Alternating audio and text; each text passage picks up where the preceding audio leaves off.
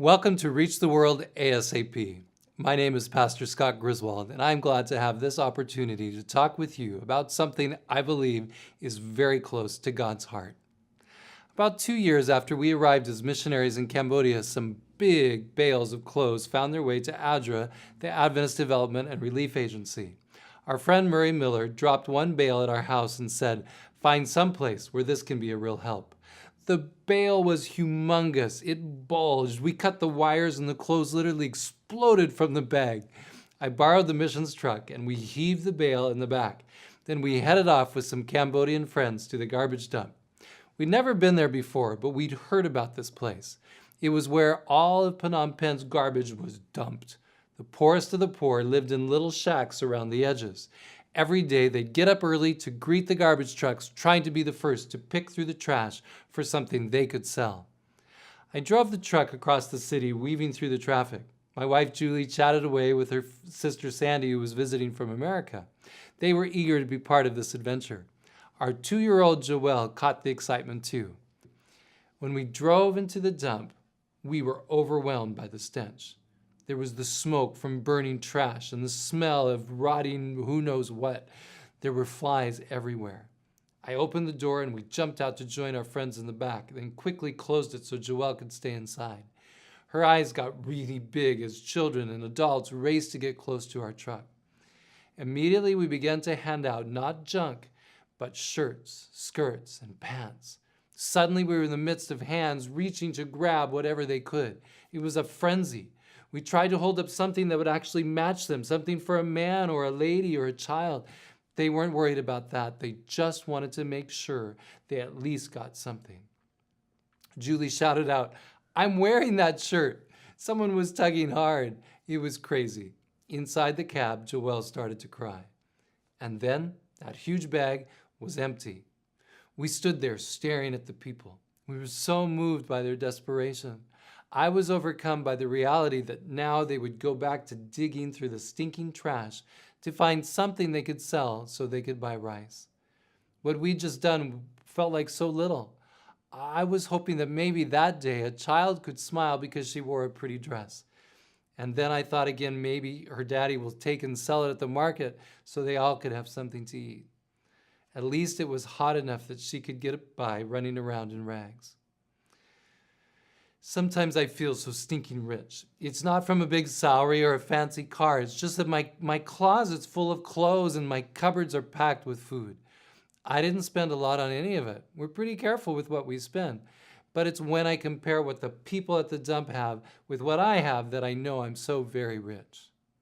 We could survive for weeks on what's in the house. And I never wear all the clothes, even in a month or more. There's so much stuff just sitting there. I know those families would be so happy if they could have just one room of our house for their home. But right now, a bunch of my world family, my brothers and sisters, my nieces and nephews, my grandmas and grandpas are really, really poor. What will I do about it? And you, how will we live our lives in light of the garbage dump and the little girl still dressed in rags pawing through the trash? James was really clear about what to do. He said in James chapter 2, verse 16, "If a brother or sister is naked and destitute of daily food, and one of you says to them, 'Depart in peace, be warmed and filled,' but you do not give them the things which are needed for the body, what does it profit?" I think we all recoil when we hear words like that. We wouldn't do that, would we? Not likely, at least if he's hungry and naked right in front of us. But how often do we breathe a prayer, "Lord, be with the poor and the hungry," and go right back to spending heaps on ourselves and little on them? James went on to say, "Thus also faith by itself, if it does not have works, is dead."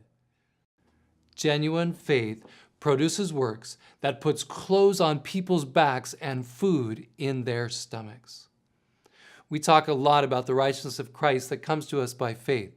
His robe covers our nakedness. We're forgiven, released from all our debts because Jesus died on the cross in our place. What an amazing gift from a rich man to us poverty-stricken bums. I'm talking about the fact that in our core, we're selfish, we're mean. There's no way we could get to heaven no matter how we scrounge through our goodness to find something worth selling for a ticket to heaven. But with the gift of forgiveness comes Jesus himself. He covers us. He comes close to us, and he loves the poor through us in real time with real action. Job put it like this: I put on righteousness, and it clothed me. My justice was like a robe and a turban. I was eyes to the blind, and I was feet to the lame. I was a father to the poor, and I searched out the cause I did not know. I broke the fangs of the wicked and plucked the victim from his teeth. Job 29:14-17. That's real righteousness. I want to be like that. I want real faith that takes a hold of Jesus and brings it into how I spend my money and live my life. I remember one day walking through a market with my family in Thailand. We were a long ways away from home. I didn't know anybody there. Then I saw a man wandering down the street. He wasn't begging, he was just wandering, without a shirt. All he was wearing was a ragged pair of shorts. Immediately the thought shot through my mind, give him your shirt. What? Give him my shirt? Some money maybe, or better yet, some food. But my shirt? Give him your shirt. On second thought, it really seemed like a nice thing to do. But I pushed the thought out of my mind. I was embarrassed to walk around the market without my shirt on. Thais don't do that. I don't do that. It was a long ways back to my car and my suitcase. So I pushed that nice impression out of my mind. Why is it I can still remember this little incident from a long, long time ago? Maybe because I feel bad. It's just too typical of how we feel passion for the poor, and then a moment later we do something for ourselves instead of turning emotion and faith into action.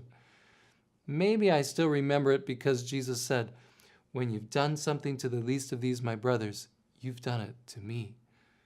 I'm sorry, Jesus.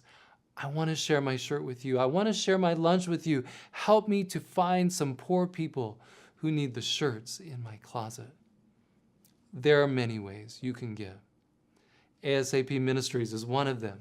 If you go online to our gift catalog and click on Humanitarian, you'll find a number of special ways to help the poor. In specific, you'll find it very easy to put one quality outfit on a child for $10. When we were in Cambodia recently, my wife and my son had the privilege of passing out a big bag of rice to poor children who attend our school in Tekong Village. They enjoyed so much seeing the smiles of gratitude on each face as they handed it out. It's really easy for you to be a part of that. Let's turn our closed closets into closets of prayer, where genuine faith will overflow into real action that empties out a good part of those closets. Together, let's reach the world ASAP.